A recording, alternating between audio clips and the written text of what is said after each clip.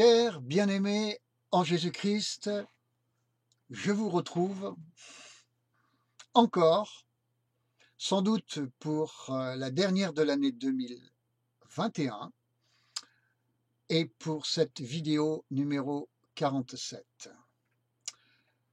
J'ai choisi pour le contenu de cette vidéo 1 Samuel, chapitre 1, qui nous raconte l'histoire de Anne et d'Elkana, qui me semble être un exemple universel. Un exemple universel pour nous montrer comment apprendre l'exaucement de nos prières. Bien-aimés, il faut l'avouer, que vos prières soient exaucées risque fort d'être un sujet qui vous intéresse. Vous allez voir néanmoins que c'est bien autre chose que cela. Et bien que je vous ai cité le premier livre de Samuel au chapitre 1, je vais d'abord vous emmener dans la première épître de Paul à Timothée au chapitre 3 et au verset 16, où celui-ci dit « Il faut avouer que le mystère de la piété est grand. Premièrement, ce Christ Jésus a été manifesté en chair. Deuxièmement, justifié par l'Esprit. Troisièmement, apparu aux anges. Quatrièmement, a été prêché aux nations, parmi les nations. Cinquièmement, a été vu dans le monde. Et sixièmement, a été élevé dans la gloire. 6 points qui, nous dit l'apôtre Paul, ont tous été accomplis. C'est cela, dit-il, le mystère de la piété. Évidemment, pour nous, enfants de Dieu d'aujourd'hui, nous ajouterions, sans risquer de fâcher le texte, ni le Seigneur, un 7e point, c'est-à-dire il revient bientôt. Bien sûr, point qui n'est pas encore accompli, mais dont l'accomplissement, nous le savons, est tout à fait imminent. Donc il y a 6 points d'accompli sur 7 et qui constituent le mystère de la piété. Bien-aimés, je vous dis cela parce que toute prière qui ne s'inscrit pas dans la contribution à ce plan du mystère de la piété peut déboucher sur l'inexaucement. Vous m'avez bien compris.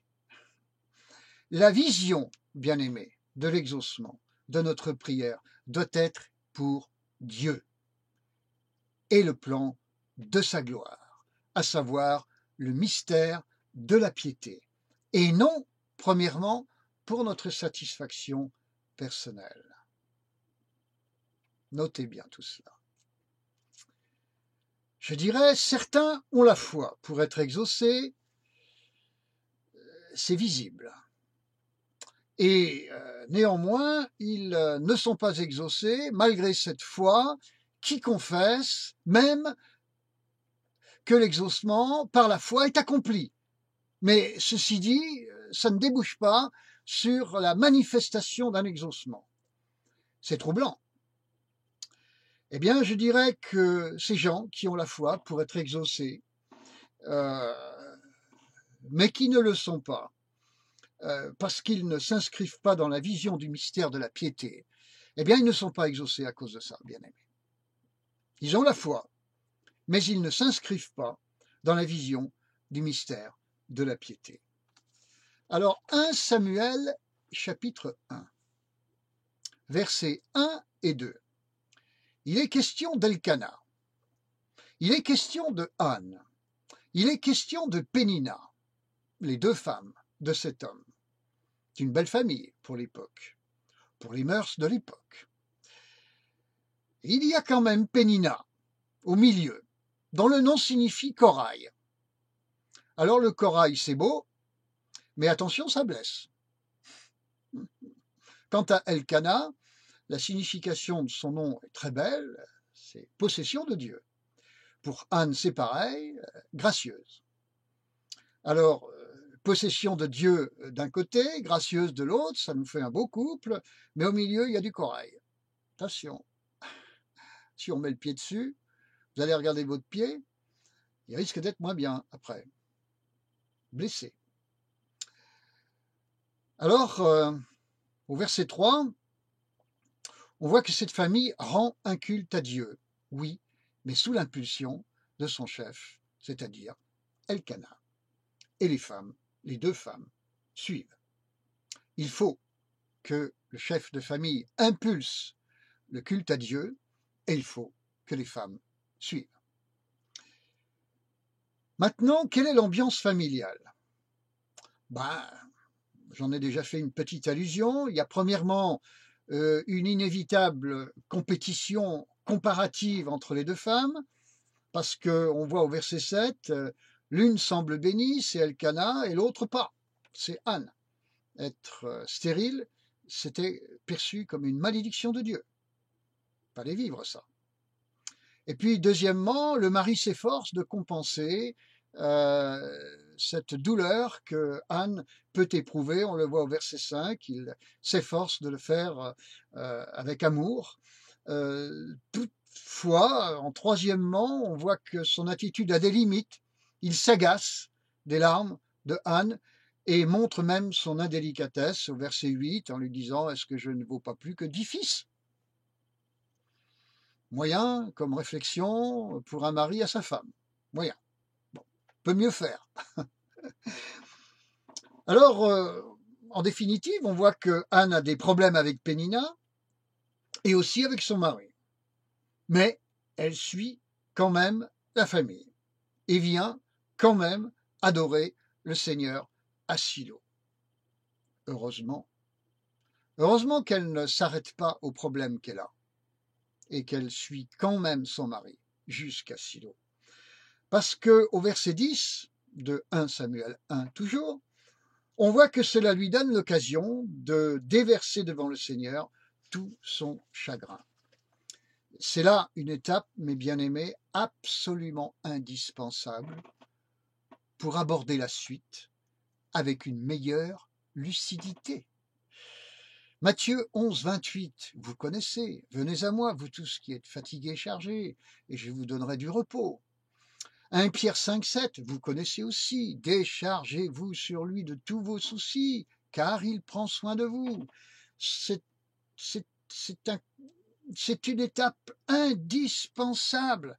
Il faut décharger nos soucis, les poser sur la table devant le Seigneur, les lui dire une fois, 2 fois, 3 fois si nécessaire. Je dirais pas 30 fois parce que là vous tournez autour de vous-même, mais une ou plusieurs fois, 1 fois, 2 fois, 3 fois, histoire de ressentir, je suis pas trop pour le ressenti, voire pas du tout, enfin pas premièrement, mais quand même à un moment donné, vous allez éprouver le fait que votre cœur est vidé, que vous avez tout déposé, pour ne pas dire balancé, en tout cas déposé devant le Seigneur, et ça fait du bien, vous avez le sentiment d'avoir transmis le problème, le paquet au Seigneur, votre Dieu.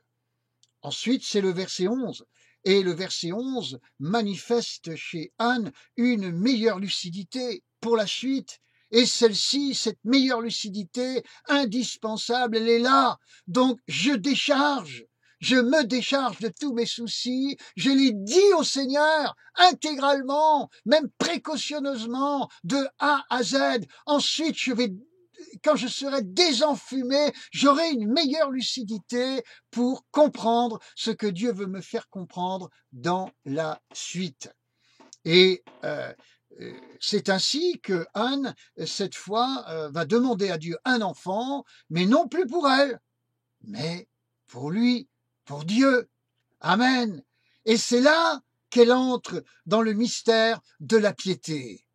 Et oui, alors cet enfant demandé servira le Seigneur. Il lui sera consacré. Le rasoir ne passera pas sur sa tête. Oui, l'onction de Dieu s'attachait aux cheveux. On le voit avec Samson. Et en entrant dans la vision de Dieu et de son plan, Anne déclenche l'exaucement, bien-aimé. Retenez cela, c'est capital. Elle ne sera donc pas seulement la mère de Samuel, mais celle dont Dieu s'est servi pour donner à Israël un prophète, un juge, formé dès l'enfance et qui va appeler David à la royauté, cette royauté qui va aboutir à Christ, le Messie d'Israël. Donc vous voyez qu'à partir de Anne, le plan de Dieu, le mystère de la piété est absolument considérable, bien-aimés. Entrez dans le plan de Dieu pour être exaucé. Mais il y a plus que cela encore. Alors combien d'entre nous s'approchent de Dieu pour nos plans personnels? Point d'interrogation. Et combien d'entre nous s'approchent de lui pour entrer dans ses plans, à lui, dont nous ne mesurons pas la portée, bien-aimés? Alors, dois-je vous dire que personnellement, je suis contre la vie chrétienne intéressée et pour la vie chrétienne consacrée. Parce que malheureusement, il y a les deux. C'est pour ça que le Seigneur dit, de deux qui sont dans un lit, l'un sera pris et l'autre sera laissé. Ou dans un champ. C'est pour ça. C'est pour ça qu'il y a les brebis et les boucs. Et vous connaissez la suite, lisez Matthieu 25. Versets 12 à 18, toujours de 1 Samuel chapitre 1. Anne va aussi être confrontée à l'imperfection d'Élie, le serviteur de Dieu du moment. Mais Dieu se servira quand même de celui-ci pour la bénir et l'exaucer. Donc, ni l'attitude de Pénina, ni celle de son mari, ni celle du serviteur de Dieu ne décourage ni n'empêche Anne de passer de la vie intéressée à la vie consacrée. Bien-aimé. Eh oui.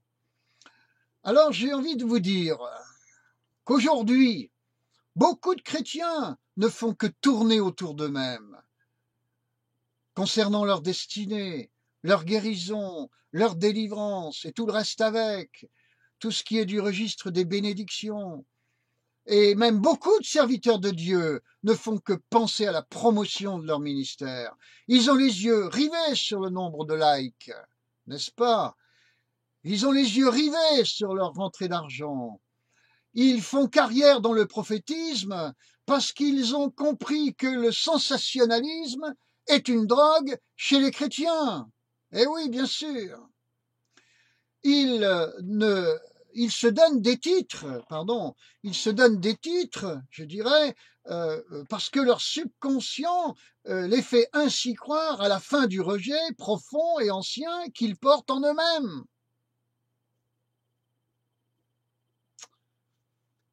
Il n'y a pas grand monde, frères et sœurs, à se préoccuper de savoir comment va le Saint-Esprit en nous. Il y a beaucoup plus de monde à se préoccuper de prier Dieu pour qu'il vienne nous bénir. Ah oui. Jésus n'était pas dans le temple. Donc, le temple n'était pas dans le plan de Dieu, pas dans le mystère de la piété. Quand Jésus entre dans le temple est vidé de toutes ses activités polluantes. Et le temple retrouve sa consécration, donc son activité normale. C'est ainsi que les malades se trouvent y être guéris, Matthieu 21, verset 14, et les enfants se trouvent y être heureux, Matthieu 21, verset 15. Quand je parle d'enfants, j'ai envie de parler d'enfants de tout calibre, les petits comme les grands, comme les très grands. Je suis un enfant de Dieu, à 65 ans passés. Alors, pour en revenir à Anne, je dirais, elle est donc passée de l'inexaucement à l'exaucement, parce que finalement, elle s'est souciée de prioriser Dieu dans sa vie. Frères et sœurs, si je parle de vaccination, j'ai 4 fois plus d'écoute que si je parle du Saint-Esprit en nous. Cela peut signifier que ma petite personne est 4 fois plus importante que celle du Saint-Esprit en moi. Même chose pour vous. Ceci est-il normal? En outre, et de plus, est-ce bien de prêcher ainsi un message tellement culpabilisant? Je répondrai. Avons-nous lu le contenu de la première prédication chrétienne de tous les temps, celle de Pierre en Acte 2? Acte 2, verset 23. Cet homme, livré selon le dessein arrêté et selon la prescience de Dieu, vous l'avez fait mourir en le clouant à la croix par la main des impies. Toujours Acte 2, mais cette fois-ci, verset 36. Que toute la maison d'Israël sache avec certitude que Dieu a fait Seigneur et Christ ce Jésus que vous avez crucifié. Acte 2, verset 37. Réaction des Juifs qui entendent cela. Ce message est culpabilisant. Pas du tout. Réaction des Juifs, 2 points, verset 37. Après avoir entendu cela, ils eurent le cœur vivement touché. Littéralement, le texte dit plutôt, ils furent transpercés au cœur. Expression que je préfère de beaucoup. Et dire à Pierre et aux autres apôtres, frères, que ferons-nous? Anne, elle, a su quoi faire, bien-aimée. Elle a fait vœu de piété. Et toujours en 1 Samuel, chapitre 1, versets 22 à 28, ou du moins on y revient, il est précisé que elle ne s'est pas détournée de son vœu. De surcroît, on voit dans 1 Samuel, chapitre 2, versets 21 et 22, que Anne fut finalement comblée de 5 enfants supplémentaires, 3 garçons, 2 filles, et d'ailleurs, au passage, toujours avec le concours du même Élie, serviteur imparfait, mais toujours présent. Alors, bien-aimés, je conclurai ainsi. Et qui a des demandes de prière? Qui? Ou si vous le voulez formuler autrement, qui a des Samuel à demander? Qui veut donner maintenant ces Samuel à Dieu? Qui veut les consacrer pour le mystère de la piété? Si tu fais cela, mon frère, ma sœur, tu risques fort de débloquer les écluses des cieux. Mais toutefois, ne le fais pas pour débloquer les écluses des cieux. Fais-le par amour pour Dieu, et non par amour de toi, en premier lieu. Donc, ceci nous ramène à un passage bien connu de l'évangile de Matthieu, chapitre 6, verset 33. Recherchez premièrement la justice et le royaume de Dieu, et toutes ces choses vous seront données par-dessus. Incontournable parole du Seigneur Jésus-Christ, qui souligne une loi absolument fondamentale. Entrez donc, frères et sœurs, dans le mystère de la piété, au travers de tous les éléments de votre vie, et il y a de fortes chances que vous verrez l'exaucement de vos prières. Que le Seigneur vous bénisse, plus que je ne sais le rêver pour vous, mais voilà, j'ai essayé de vous apporter le vrai message de l'Évangile. La vie chrétienne n'est pas une vie intéressée, la vie chrétienne est une vie consacrée à Dieu. Médine, Matthieu, chapitre 6, verset 33. Finissez cette année sur cette vue des choses et commencez l'année 2022 sur cette même vue des choses. Vous n'imaginez pas à quel point vous allez bénir votre vie finalement en agissant de cette façon. Mais faites-le par amour pour votre Dieu. Le premier commandement, tu aimeras le Seigneur, l'Éternel, ton Dieu, de tout ton cœur, de toute ton âme et de toute ta pensée est irrévocable. Il est intertestamentaire. Retenez bien tout cela, mes amis, et que le Seigneur vous bénisse puissamment, profondément, durablement, et que vous sachiez le laisser vous bénir, parce que c'est ce qu'il veut, lui qui vous a aimé le premier. À bientôt, je vous embrasse dans la tendresse du Seigneur. Bonne fête, bénie sous le regard du Seigneur. À bientôt, mes amis. Au revoir.